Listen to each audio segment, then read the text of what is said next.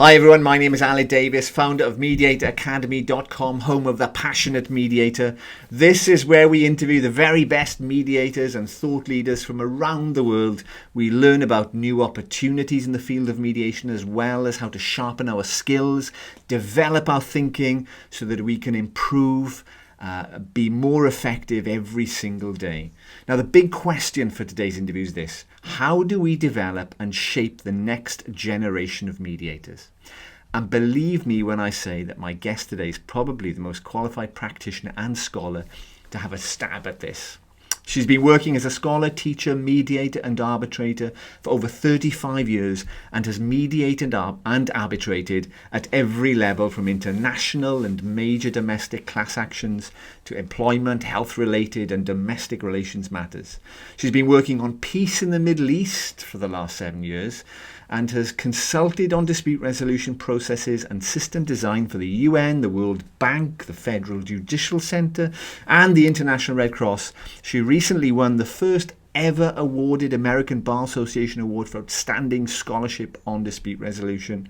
She has taught conflict resolution related subjects to diplomats, lawyers, government officials and law students on 5 continents, and has published over 15 books as well as over 200 articles. I'm almost there. She is Chancellor's Professor of Law and Political Science, University of California, Irvine Law School, and A.B. Chettle Jr., Professor of Law, Dispute Resolution and Civil Procedure at Georgetown University Law Center, where she teaches a variety of international and domestic dispute resolution courses. I could go on, I really could, but I'd like to extend a very, very warm welcome to Professor Carrie Menkel-Meadow. Welcome. Thank you, Ellen. I'm tired listening to all of that. It's a pleasure to meet with you, and I'm happy to answer any questions about where mediation's been and where it might be going. I'm very excited to meet you and do this interview. It's funny. Last year I did a series of interviews, and I had to interview one of the senior judges from the Court of Appeal. So Lord Justice Briggs, he was also he'd been knighted, so he was a Sir. Wow. And I lost 3 hours of my life, right, trying to research how I should address him. Oh my God. And the answer is? He just said, "Call me Michael." Oh, that's nice. That's nice. Well, call me Carrie. Yeah, so I just wanted to get that out of the way right at the start. Good. Carrie's fine. Just in terms of the kind of theme of the interview, sure. Is really about how do we develop and shape the next generation of mediators. So that, I mean, it's a massive subject. Yeah. So if we had an all-you-can-eat buffet for mediation training, mm-hmm. What would be in it, sort of thing? That's a wonderful question. That's great. So, in the United States, when mediation began, so many of the mediators did a standard 40-hour course, often over a weekend, and they had the basics. Uh-huh. How to do an introductory statement, how to frame questions, how to gather information. And then the old issue of whether to caucus separately with the parties or keep them together. And that was the standard fare. But we learned early on, I actually did some court training in California for our federal courts. And ironically, 25 years later, I'm doing another one in 3 weeks, an advanced training. And in the court programs in the early days, people thought 40 hours, that's all we could do, but it wasn't enough. We needed some way to evaluate mediators. Yeah. So in one of the best programs, the Northern District of California in San Francisco, lots of good food there, in San Francisco, we had myself and another major American mediator, Margaret Shaw. We did 2 weekends, so 2 40-hour sessions. And the mediators had to do role plays and simulations, which were observed by us and the court personnel. And at the end of those 80 hours, we had to give everyone a grade from 1 to 5, 5 being the best. And only the people at the very top were put on the court's panel. Yep. Now, the reason I'm telling you this story is that we had a very interesting, almost natural experiment in the group. because this would have been in the late 80s, I think, or maybe early 90s. We had a lot of mediators that had done very, very extensive training with one of the pioneers in the United States, Gary Friedman, who was a divorce lawyer and has a no caucus model. I worked with Gary for many years. So we had a lot of people who came to the court program to get certified and said they'd had lots and lots of training. Well, it turned out at the end of the day, when we did the grading, it wasn't necessarily the people that had had so much training that did the best. The people that got the high fives, as it were, high five we say in the United States in sports, high five, the people that got the highest grades were just very smart, good lawyers who were otherwise talented litigators, but were able to absorb that mediation was a totally different process. And they just had to learn to turn off that talky and turn on their ears to listen. And the smart ones got it. And they actually did better than some of the people who had done a lot of training. Yeah. So the question of how much training is very complicated for me because we have these set, for certificate programs, 40 hours and actually I think it's a combination of very good training, intensive practice, simulations, role plays, observations. There's a wonderful Native American phrase, see one, do one, teach one. And that form of experiential learning teaches you. So I believe in good training, but it also, unfortunately, I also think there's a real personality aspect to mediation. Yeah. It's sometimes, it's very hard to teach some people how to listen if they've been talking a lot. Yeah. So I had that issue. I did a lot of training of our federal judges in the United States. And again, some of them were just wonderful, but others of them, all the training in the world wasn't going to help because they were used to being in command of their courts. Yeah. And they had a hard time facilitating the parties. Yeah. So I would say the full buffet is absolutely some basic training, no less than 40 hours, the skills aspect, but more importantly, the theories of conflict resolution. Mm. So when I teach an intensive mediation course in a law school, which is 60 hours in a course where we meet over a whole semester, the students would read a lot of conflict theory. We would break down mediation into all the stages and do each one separately.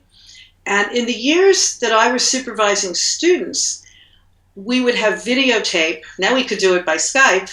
We would have videotape mediations. I got people from the community to play the clients. So it wasn't student to student, but real people. And then the students and the professor would review and give a lot of intensive feedback. And then I'll just add one other thing, and then you can follow on with me. In a full buffet, there'll also be a lot of what I love to do best, and that is short advanced sessions for very experienced mediators to come together in an informal group and talk about their problems, their issues, and brainstorm with other mediators.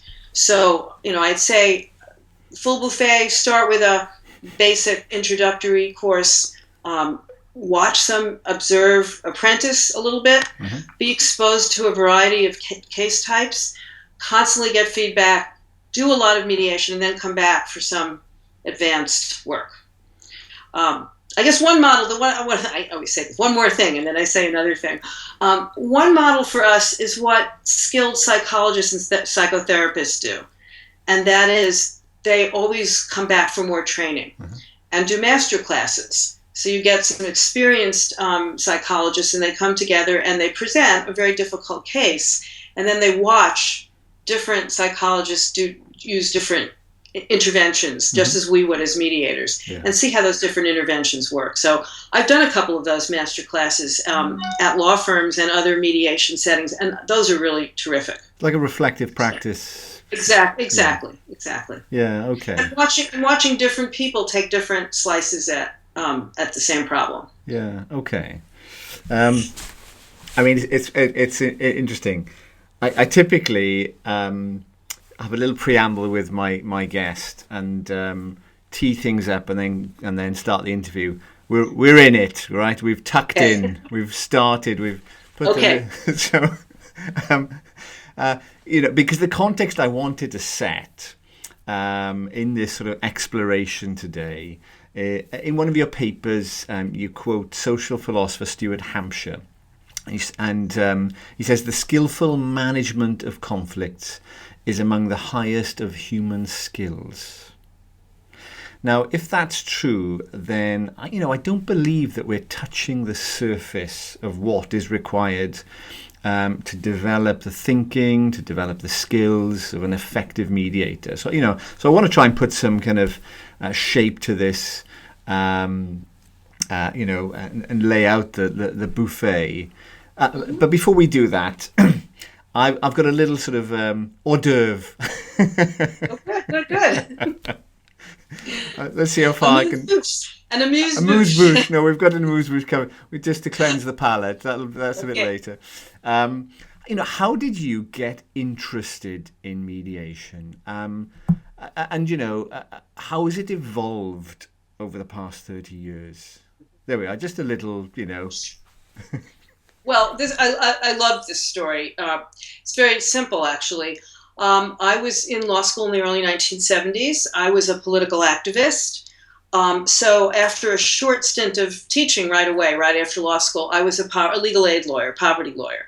And this is relevant because I actually started to come to England in the 1980s to work with Roger Smith at the Legal Aid Board, and was later active when Lord Woolf was changing the civil procedure rules. And that my contact into that was through legal aid. So I had at one point maybe 300 cases at a time in an American legal services office in Philadelphia, in a very, very poor neighborhood. Mm-hmm. And we brought at the time very big, major pieces of litigation, class actions against public institutions, the social welfare system, employment discrimination, prisons for reform, government agencies. And what I noticed within my first year of practice was that we win a lot of these cases. They were very easy in those days because we could always find some constitutional or statutory flaw with what the agency was doing. And we would win the case, literally, and 2 weeks later, my clients were having the same problem because the very clever government agencies would just redo their regulations to appear to be in compliance with the law. So the lawsuit was not solving the problem. Right. And I was very inspired by another lawyer in my office, a woman, who instead of bringing these big class actions for a lot of fame and glory on the front page of the papers, picked up the telephone whenever there was a problem with one of her clients, and she'd call the other side. If they were represented, she'd have to call their lawyer, and in government agencies, there'd be a lawyer. And I watched her, case by case, instead of a big class action trying to fix the massive problem, getting what she needed for her individual client. So I sort of studied at her feet. And about a year later, I was asked to start the clinical law teaching program at the University of Pennsylvania in Philadelphia, where I had gone to law school. And I insisted that we teach problem solving.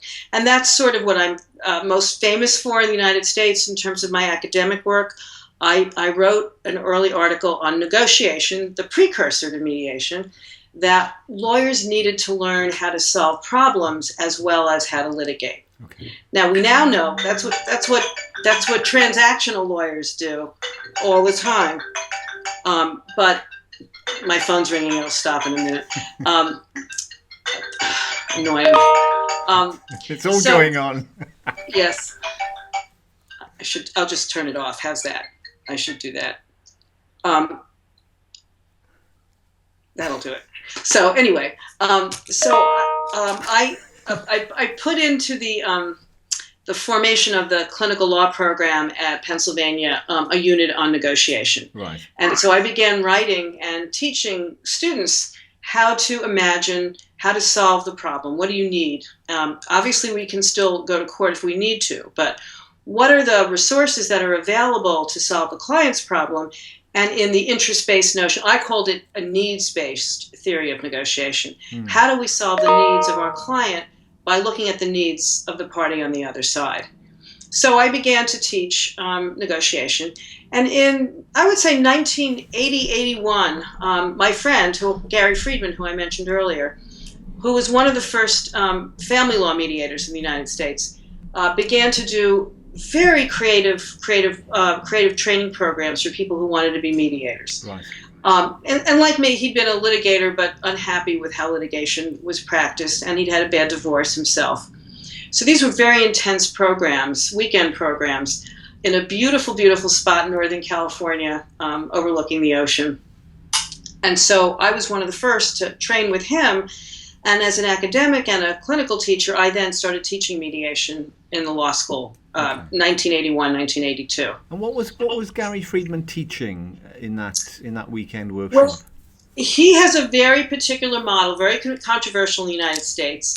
It's very similar to my negotiation model. His model is called the understanding model of mediation. Right. And the core of it is to get the parties to understand each other, an empathy-based model. Right. And out of an understanding of each other and their underlying needs and interests, they will frame a solution that is particular to them. And his particular technique is that he says he never caucuses. Right. He never meets separately with the parties. Uh-huh. He is, in essence, helping them solve their own problem by being a pure facilitative mediator. Got you. Why is that controversial then?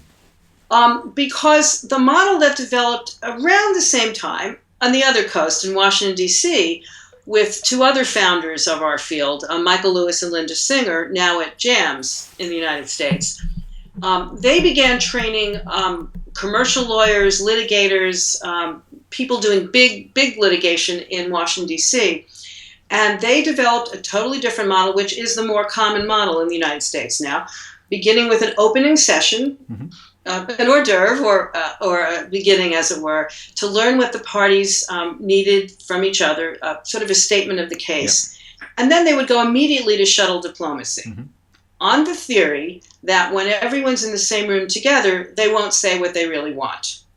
And so that model is premised on, we, the mediators, will find out what's really driving the dispute, and we'll listen to the parties, and then we'll help structure a solution. So they wouldn't have called it that in the early days, but it really was the beginning of a more evaluative and a more active model by the mediators. And I think court programs preferred that. Yeah. Because it was more active, and I would say, we never studied it empirically, probably more likely to produce a solution quicker that was also more shallow, not as deep from a human relations perspective. It's interesting, the assumption that parties are unlikely to be transparent with each other or open with each other because they're sitting in the same room. That it's almost reaching a junction in the history and the evolution of mediation and going, oh, let's go that way. Right. Just because an assumption. Right. What was the source of that? That's a great question, Elliot. The assumption is we're in litigation. We have lawyers. We already had these. Those cases were bigger cases. Gary's were more just the parties. He was doing divorce and family. So his mediations are three persons, two parties and a mediator. The big cases are at least 5. I've done mediations with 30 people in the room, multiple parties, and lawyers that are, presenting themselves as doing their work for their clients. So there's this assumption that the basic adversary model is still operating, right, and the fear that anything that gets said in the mediation might get used against the parties either in the current litigation or later. So there's a fear of admitting wrong or admitting vulnerability on a human level, and there's also the legal fear that anything that someone might say is an admission. Yeah. So probably, even in those early days, clients get trained by their lawyers. Don't say too much in those settings. I have an interesting story. You might want to use it later, but this is one of my favorite things in mediation. In the 1980s, I was on a very distinguished panel of mediators who were mediating huge billion-dollar asbestos cases. So I did a bunch of cases where Lloyd's was either the secondary or tertiary level of insurance, and the primary levels was our American big litigators. So this panel had former cabinet ministers and very important people, and then a few professors.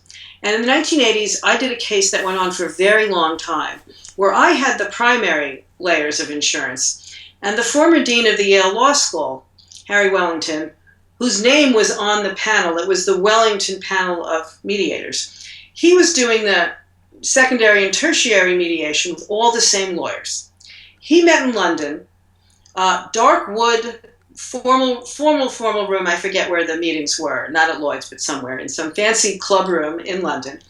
And I was doing mine in California in a lovely hotel in the sun. And since we met, a group of probably 25 lawyers over a 2-year period, the hotel loved me because I was bringing them all these clients. And they started to send us bottles of wine while we were mediating.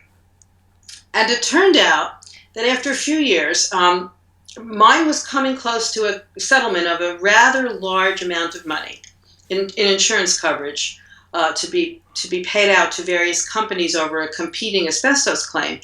And Harry and I met at a meeting in New York, and he asked me how things were going, and I said, pretty well.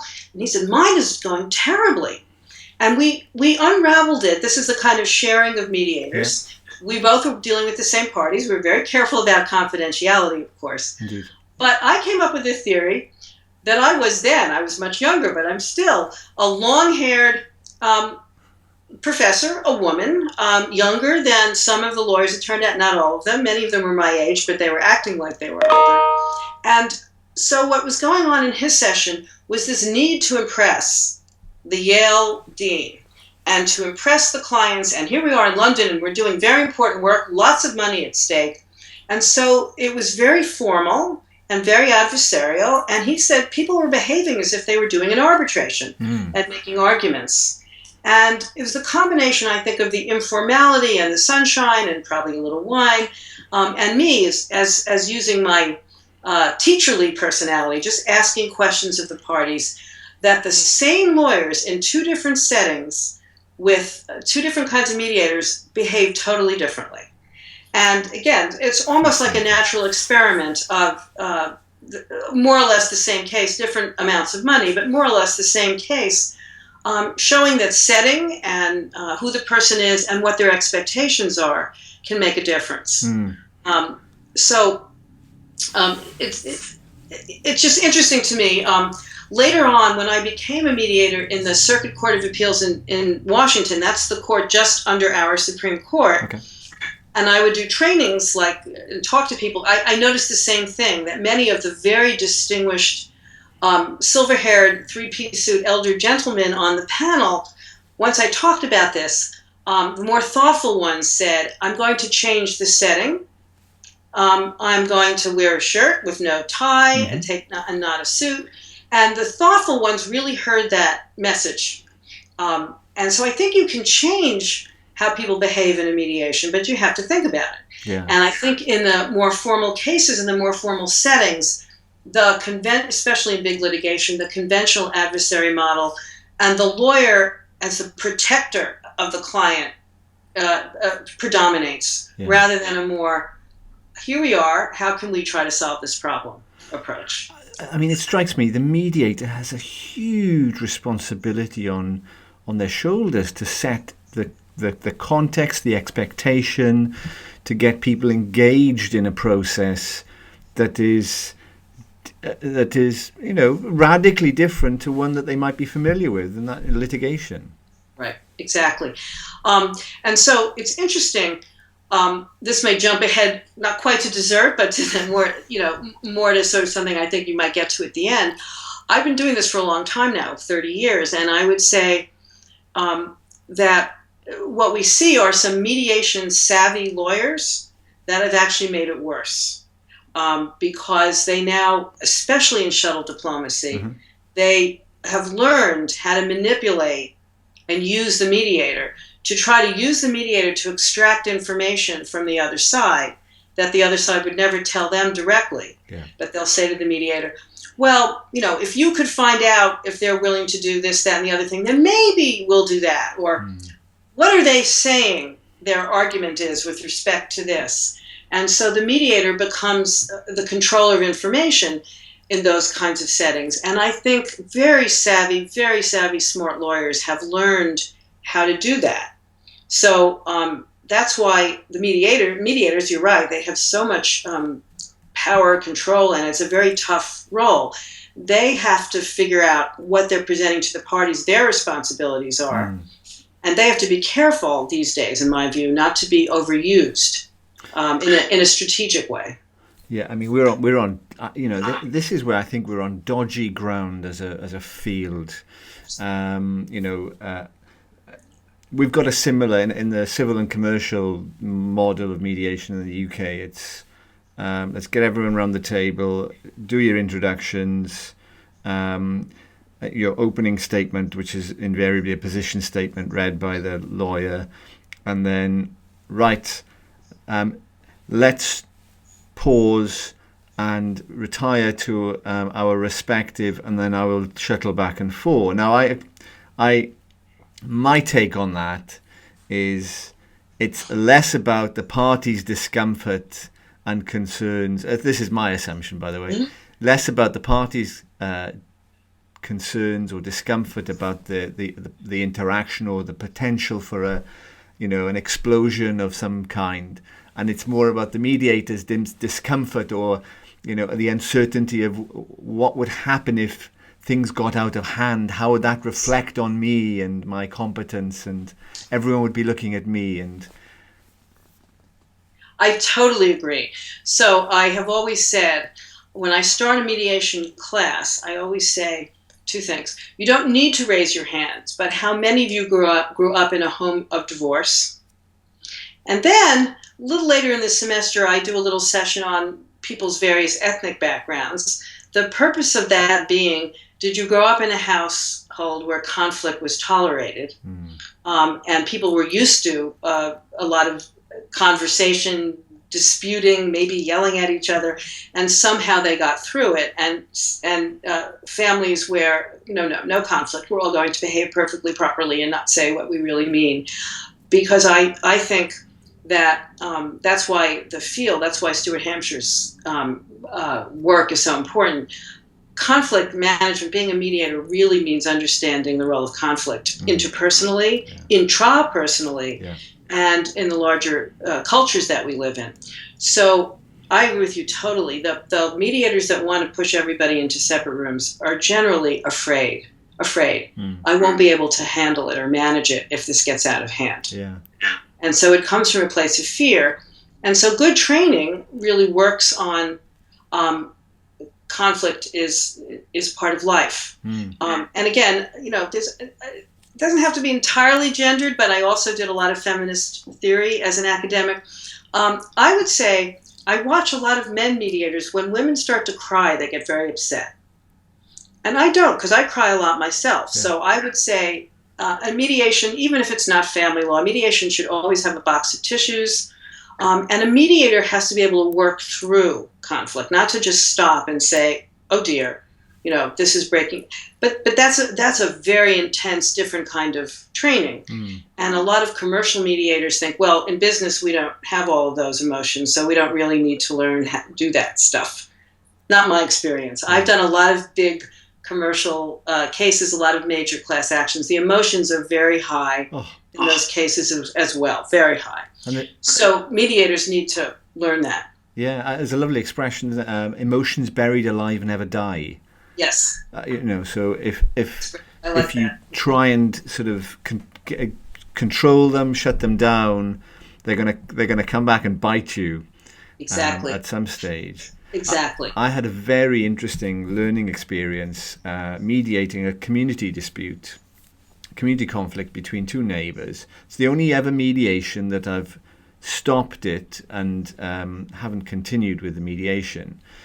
And in supervision, after that mediation, I sat there, and my supervisor says, what were my concerns? And I thought, I was losing. I felt like I was losing control of the. It wasn't getting out of hand. I couldn't. There was something in the room that I couldn't quite put my finger on. I couldn't quite articulate what it was. I had some concerns, and I said I felt like I was losing control, and she said to me, from what you're telling me, it sounds like they were losing control. And it was that moment where I thought, Excuse me, don't worry about me. I'm going to cough a little bit. How do I hold the parties accountable? It was as if I felt responsible and accountable for everyone's behaviour, whereas actually, I set the expectations up front. But it was one of those sort of moments of reflection where I thought, it was it was more to do with the parties not able to control themselves rather than me controlling them. And want to come back to the point around understanding one's own cultural upbringing, our own unconscious bias, and how that can interfere with our effectiveness unwittingly in the way we set up the expectations in a mediation, in the way that we intervene between parties, in the way that we engage parties in dialogue, in the way that we, if someone gets upset, it's just an emotion like anger, like happiness. It's productive, it's normal. We should just be able to manage it. Right. Express it. See what's underneath it. Why is this coming up? This anger or this resentment, and then use it to work through what would help us be with this emotion, see what it does, and then move forward to try to figure out how to handle it. I always say, this is my little phrase. I don't believe in conflict resolution. I don't like the phrase conflict management either. That's used in business schools and the commercial end. My phrase is conflict handling. We have to learn how to handle it. It may be resolved in a particular case, but conflict will never go away totally. Yeah. So it's a little thing with me, but I prefer the term handling. Yeah. Okay. Just on the subject then of kind of the different approaches to mediation. We've got Joseph Folger and his transformative approach. We've got the narrative approach. We've got facilitative and varying degrees of that. And then on the other end of the spectrum, we have mediators that evaluate. Mm-hmm. And I'm careful not to say evaluative mediation. I think mediators that evaluate. Do you need any water or anything? Yeah, I'm fine. It's allergies here. Oh, shame. Okay. And I read in one of your papers where you were talking about whether, as a field, we should aim to distinguish one approach from another. And I was interested in the question that you posed, I think, about whether there are universal principles that should be applied to specific techniques or specific disputes, or whether the context should determine appropriate forms and techniques. Does that ring any bells? Yeah. For me, yes. Context is everything. And so I want to make 3 different points. One is what you're talking about, part of that comes from the jurisprudence of our legal philosopher, Lon Fuller, who in the United States taught at Harvard Law School. During World War II, he was an arbitrator to help allocate resources and deal with labor problems during the war. So he wrote a great deal. He was a major contracts professor. And he also served as a mediator, and he wrote the classic articles in the field.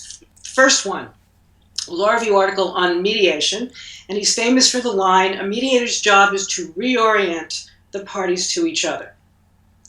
Then he gave a major speech to the Labor Academy, and he talked about the function of arbitration in labor contexts where people were resolving a dispute with a particular contract and a particular workplace where everybody knew each other, and decisions in one case might affect another.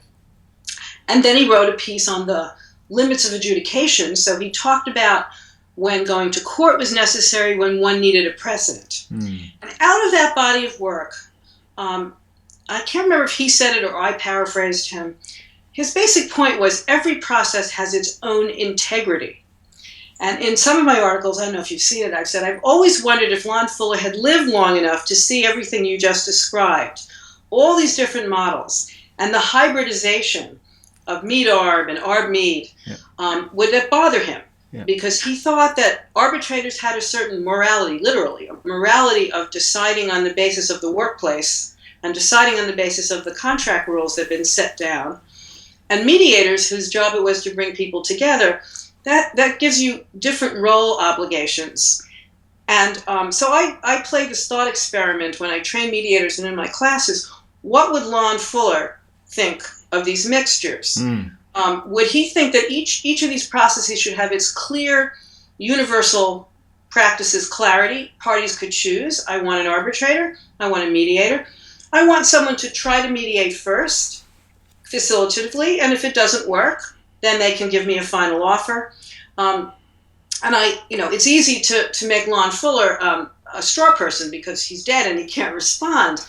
But he becomes the repositor of the idea that they should be separate. They should have different standards. We should know when a mediator has turned into an arbitrator. Yeah. In real life, it doesn't work that way because I was trained as a facilitative mediator using Gary's model, keeping people together.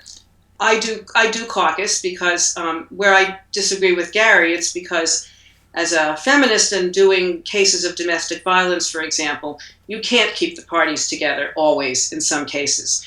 There are situations when you need to talk to them separately and find out what they're not saying because they're in actual fear of the other side. Having said that, I was mostly a facilitative mediator. And then in some litigation and commercial contexts, the parties asked me to give my opinion. Non-binding. What do you think? And in some cases that got very formal. There would be Court of Appeals cases and the parties would have me read the briefs. And they would make their arguments as they would make them to the court. And they would say, we just want you to help us figure out what might happen in court so that we can then see if we can come together. And so my own practice probably is sometimes different than what as an academic I write, because I am an eclectic mediator. That's what I would call it. When that eclectically, when that I will help the parties work in whatever way seems appropriate for them. When that first happened, that first request, yes, what was your reaction? Very interesting. I'd say, oh dear, I didn't sign up for this. I signed up to bring you together and to let you work it out, and I'll help you with your communication. And then they said, well, this is the best part of mediation. Really smart, sophisticated lawyers. And they said, look, in this case, there was, $100 million at stake. We have a lot at stake here. So going to a win-lose court proceeding is very problematic. And so we're just trying to look at all the different ways to try to resolve it. So let's together sort of brainstorm a different process. So I was intrigued by that. That's what this field is about, trying to meet the needs of the parties and make a process that works for them. What I had to do was I ran off and I immediately changed my retainer agreement to say that I would be willing to do some form of case analysis and evaluation with the parties, but that it was going to be confidential between us, and I wasn't legally responsible for anything that I said because I am not a judge. Right. So I was trying to protect myself, I know that as well, from doing something that I had not yet done. It was incredibly effective in that case. The parties made their arguments to me, they made them to each other. Then we had a long discussion about whether my evaluation would be delivered in joint session or in private session so that they could ask me questions about what I told them and go further about their weaknesses and their strengths. So they were kind of using me to help them use their traditional litigation arguments, but also to do trial balloons for potential settlements. And this was a case that if it got into court, it would have been all or nothing. And so they actually worked out a much more complex, contingent thing that would never have happened in court. And so I was lucky in that, although I was very concerned about doing this for the first time, it worked very well.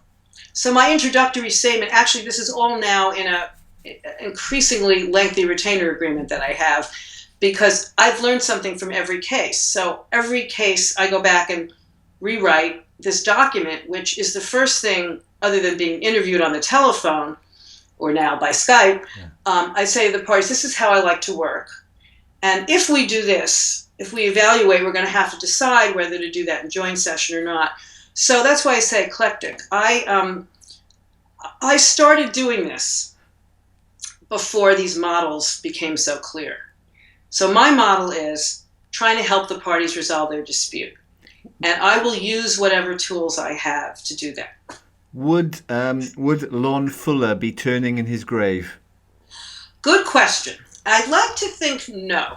I think Lon Fuller, and I actually, it's funny you say that, I went to visit his grave. Okay. So my colleague and friend, I don't know if you've interviewed him yet, Frank Sander, who at Harvard is often, given the title of having founded the ADR movement in the United States. We have very, very, very good friends over the years. And Frank knew about my writing about Lon Fuller. So a couple of years ago in Boston, he actually took me to the very famous, beautiful cemetery in Boston, where a lot of Harvard law professors and other famous people are buried. And it was cute. I got to say, literally, so Lon, what would you think of all of this? And I like to think that a legal jurisprudent philosopher as smart as he would look at the current state of the world. And those articles are elegantly, beautifully written about the times that all this was happening.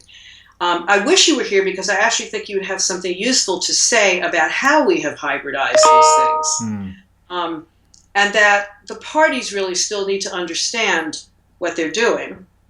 I actually don't think he's turning over in his grave. I think he would be very intrigued by all of this. And I think he would applaud the fact that the legal system in many countries, yours and mine, and I've taught now in lots of places in the world, have recognized that courts and adjudication are good for some things when you need rules and precedents. But for a whole host of other forms of ongoing relationships, both internally in a family, in a company, in a country, and I would say now in the international arena, you are best friends and us your best friends, the UK and the US, even at the state level, ongoing relationships require more sensitive and different processes than just the formal ones. And I think that he would acknowledge that. So are you sort of talking about this concept or this idea of process pluralism? Right. Right. Right. And so, you know the phrase probably from the American writing, fitting the forum to the fuss. Yes. Okay, again, so Frank Sander and Steve Goldberg get a lot of credit for that, but they didn't come up with that phrase. This is why you're talking to a scholar. The person who coined that phrase was a civil procedure professor at Columbia University, my alma mater, undergrad. I was at college. So Maury Rosenberg, a brilliant civil procedure teacher, who also studied empirically some of these processes. Having the forum fit the fuss is his phrase. Right.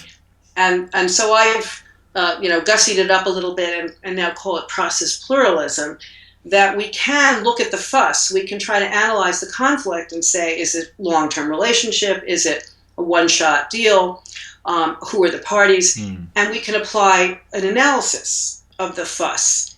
And then from that choose what's the appropriate process or forum. I switched it to process pluralism because fitting the fuss to the forum, a forum still sounds pretty formal to me. Yeah. So process means we have, in my view, just an even wider set of choices for the parties to choose what's right for them. The one thing I'll say about the Lon Fuller thing that I do still believe, I think parties need to know the differences between these processes and to understand what they're getting when they go to a facilitative mediator or a transformative mediator. I mean, Baruch Bush and Joseph Vogler aren't going to resolve anything themselves. They will say, it's not my job to do that. Well, someone who goes into their mediation session pretty much needs to know that. Because if they're going to a mediation thinking the mediator is going to help me resolve this, and it doesn't happen, they'll be disappointed. So I believe in some very important explanation at the beginning of what this is, what it can do for you, what it can't do for you, and here are some other alternatives if it doesn't work. Yeah, I mean, that was my next question. Oh boy. this notion of an eclectic mediator. Now, how do you go about teaching that? Yeah, You know, very hard, very hard. So this is, as I said, I mean, the psychotherapists and the psychologists and anyone who works with people would say the same thing. It is a mix of training, really good training, lots of practice, judgment. That's the hard thing. How do we teach judgment? And as I said, the part that's hard is the personality. Yeah. I believe there are some people that with thousands of hours of training could never really be good mediators. And other people, I had a student many years ago, a Native American student. You think my hair is long. Hers was all the way down her back, who just came into the beginning mediation class with a presence in which every time she opened her mouth, everyone just listened to her. She's now a law professor. And when I watched her first videotape mediation, she'd already mastered everything. Yeah. I had some little things to teach her, but not much. And that's rare, but it happens. So some people are just temperamentally suited, and they need some training to learn the techniques and the levers that we push and the interventions that we look at my hands, the interventions that we make. But she was a natural. And on the other hand, sadly, I've had people who so much want to resolve conflict in the world. And the truth is, their motivation to resolve conflict in the world is that they've suffered through a lot of conflict, and it actually terrifies them. And so they're the people we were talking about earlier who are very uncomfortable in a room with emotion. And I actually think for some of them, they're better off in a courtroom where the rules are clear and they're not in the middle of it. They are talking to the judge, not to the parties. The wounded healers. Oh, good. Exactly right. Yeah. So training, practice, review, being observed. I still feel I learn something from every case, and I wish somebody would observe every one of my cases. So when I'm done, I often send an email to the lawyers and say, any feedback?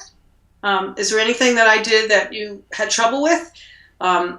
Is there anything you think I could have done better? And what do you like what I did? So constantly getting feedback.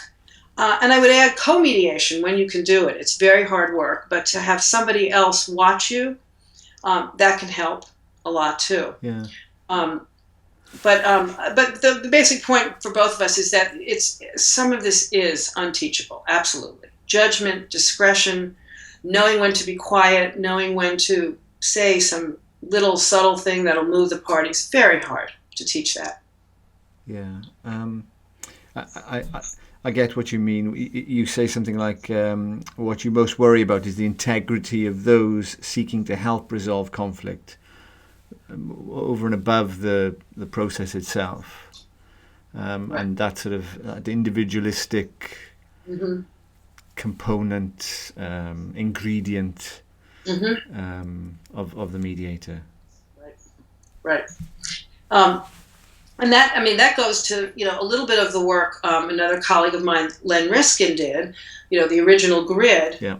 And again, that's a negotiation between the mediator and the parties. How much of this conflict do you want to dig into? How deep do you want to go? Do you want to do broad problem solving, where we take this dispute that you have and we actually try to work on the whole relationship or the whole context? Or are you here just because you want to resolve a particular dispute and get on with it and get on with life?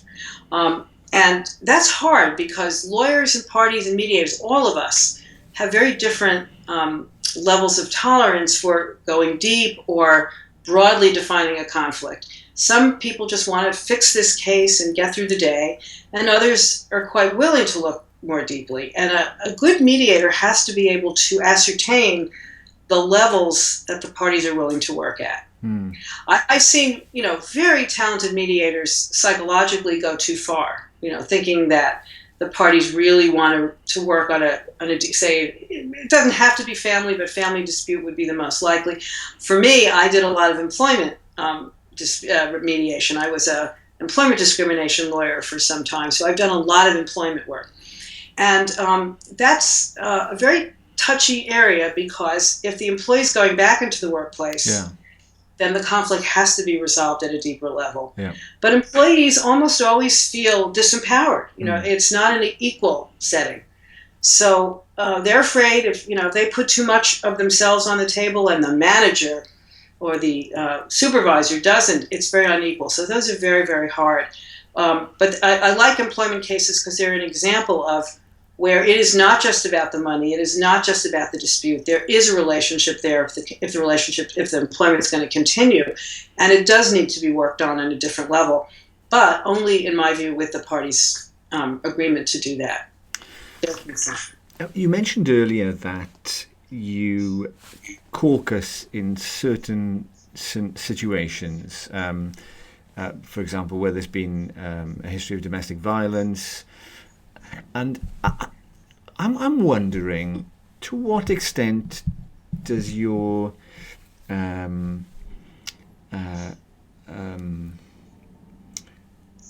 how do you reconcile the notion of impartiality or omnipartiality, as Kenneth Cloak describes it? How do you reconcile that with your feminist values? Great question. Ask one of my favorite questions. So my mentor in this is another renowned American mediator, not a lawyer, Howard Gadlin. He is the ombudsperson for the National Institutes of Health in the United States. That is our major research institution for health research. Howard and I taught together at UCLA. He's a psychologist by training. And he always says neutrality or impartiality is almost like the halo above your head.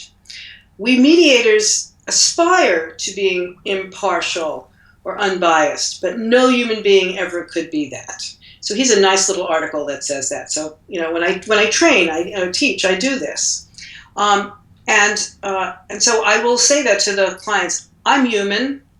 I am going to aspire to sit in the room and listen to you, resolve the problem, and let me disclose all the things about me that you might think would lead me to be partial or biased. Yes, I am a woman, I am a feminist, I was an employment discrimination lawyer for the plaintiff's side. On the other hand, it's now 30 years in and I have done a lot of large commercial cases with big insurance companies and major American corporations and large class actions. So I have seen a lot, and I can hear both sides. I'm talking a lot now, but I think I'm a good listener. And so you see who you have in front of you. And what I want you to do, I say this to the parties, if at any moment you think that I'm saying something that you think is not fair to you or is prejudiced against you or toward the other party, please just say it. So let's talk about it. Because and I will say this, any mediator who's sitting in front of you and tells you they're completely neutral is lying to you. None of us are neutral toward legal issues that come up in a case and to our personal reactions to the people. Let me give you one quick example. I had a former student at a major American law school, became a very good litigator, and he had on the side from his practice, he was very active in a sport. And the National Sports Association was having an internal conflict. So he asked me, I said, I'm not a sports girl. I mean, I watched a little basketball, but tennis was my game, and I'm a dancer, but I really don't know all the rules of sport. This was a very esoteric sport. So I don't think I have the expertise in the matter to do it. He said, no, please come. So I did. It was a very touchy matter for some rules of the internally for the Sports Association. And my former student was the worst behaved person in the room. Very self-righteous, very angry, and it was clear he had chosen me because he thought that I was going to favor him. So I had to do the internal work to realize that he was being a pain in the neck. And I somehow had to communicate to the parties that I understood their frustration with him, and that's a place where I would caucus. So I would have a separate session and I would say, Alan, that wasn't his name, can you tell me what you think you're doing here? Do you think you're being effective? What do you think you're communicating? And so I would do a private session with him to work, as I did as a law professor, Socratically, to try to get him to see how everybody was perceiving him, and I was perceiving him that way too. So that was a place where, ironically, I think the other side probably thought I was biased toward him because we disclosed our relationship, that I'd been his teacher. And in the end, I think they thought that I was very fair because I had very explicitly and honestly disclosed everything that was happening in the session itself. And did you share with him how you were experiencing him? I did. Right. Now, and what's interesting, because we had a prior relationship, I could do that. So that's why context is everything. Yeah. Had I shared a similar kind of reaction to a stranger, they would have probably behaved very differently. That's why I say context is everything. And context is everything that's going on in the room. Who the parties are, where they came from, all of that. That's why, for me, the best mediations have enough time in them. The mediations that I've hated have been, for years, I mediated in small claims court in Los Angeles with my students, and we were given 1 hour to resolve the case. Yeah. And that's much harder. Yeah. Because you have to do at least some of this. So I'll just say, to answer your question another way, I find myself these days getting chosen for cases. I'm lucky. I have a day job as a professor, so my mediation work is all now getting put on a list and being interviewed, or someone coming to me from word of mouth from past cases. And so I often get chosen precisely because of my either background or bias. So a defense lawyer will call me up in an employment case and say, since you have been a plaintiff's lawyer, we really want you to mediate because we think you'll have credibility with the plaintiff's lawyer, and we really think that that's what's needed here. Right. So the answer to all of this partiality stuff for me is we aspire to be fair. I would say fairness is my mantra, not neutrality. Fairness, not bias to the parties or the issues in advance, and full disclosure. Yeah. So the minute anything happens, I say, I need you to know this, and let's talk about it. Wow. It doesn't cure everything, but it's a little bit of an inoculation against things getting worse. Yeah, sure. I mean, it's so the thoughts I'm being left with now are it's an incredibly dynamic process. At any sort of junction, you can be going off in multiple directions, depending on, as you say, context, what's going on, right there and then. Yes, it's interesting you say that. So I would say most of the time there is no one way to go down the path. You're sitting there and should I say something now? Should I be quiet? What should I do? An interesting way to train people and to train oneself is when you come out of a mediation, I always tell people to write down all of their thoughts right afterwards. And then one could literally do, in our textbooks, we all have decision trees about working with the parties with best case, worst case scenario. I say try to script out for yourself what might have happened if you'd done B rather than A, or if you'd done C rather than A, or Q rather than R.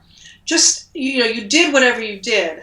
And that's what a master class does. Let's roll it back and try to imagine if we'd chosen a different intervention or gone in a different way, what that might have looked like. And, that's a training technique, but I've actually done it in an actual mediation. I'll do something, it hasn't worked. I will say, in a long one or a complicated, can we come back next week? Or let's take a break and go have a meal and come back and try something else right away. Yeah. So you're right, it's very hard to translate that into training. We can't say, if the parties do this, let's do that, always. Okay, so I'm looking at this buffet now, and it's made up of. You've talked about sort of the cognitive side of it, understanding conflict theory, and also I think an element of that is really understanding what values we bring ourselves to the mediation process that inform the way we work, that inform what I do next, say next, don't say next, don't do next. So that I can be explicit with the parties about my approach so that they can make a freely informed choice as to whether they want me to be their mediator or not. You talked about sort of that full disclosure, transparency, not just at the outset, but throughout the course of the mediation. So you've got the sort of the theoretical, and there's a huge body of research there that one could spend years digesting, and I'm stretching this metaphor. I love it. Yeah, it's just a great metaphor. Oh, I love it. I'm now thinking all kinds of things about yeah. it. It's fact. So you got this. Let's write something together, you and I. I did an interview with Nadia Alexander. Have you come across? And we got talking about buckets, different buckets, and putting things in. And then we came up with this idea of a chocolate bucket. I love chocolate. And the interview went off on a tangent about chocolate buckets and what would happen. Anyway, so we've got the cognitive, we've got then the sort of behavioural, the skills, the techniques, and then the process, and that sort of eclectic process, and the different expectations one would set based on the process that you bring, but also how you could within the course of a mediation or a meeting be facilitative, provide some substantive input if the parties requested it, obviously amending your agreement with the parties and so on. And that's just the kind of thinking and the practice. Then we've got the reflective practice, and which is a continuous journey, isn't it? The more I know, the less I know. Right, exactly. I have to be honest. I've enjoyed reading your papers this weekend, and you know what? I just thought I couldn't possibly mediate now. I need to. It should never. You should never feel exactly. I felt completely incompetent. No. Yes, you absolutely are. But you're one of those naturals. I'm incredibly inspired by it, and. Look, I could keep talking. I'm mindful that we've run out of time, and I'm hoping that we meet each other in the summer or just after in the autumn, isn't it? Yes, I'm definitely going to be. I thought I was coming this spring, but I'm definitely coming this summer at some point. So when I come, I'll let you know. I'd love to get together. Yeah, we'll have a bite to eat. Yes. Carrie, if people want to find out more about your work.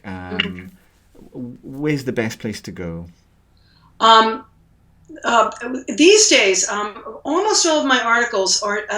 University of California at Irvine has just uploaded open source all of the professors' writings.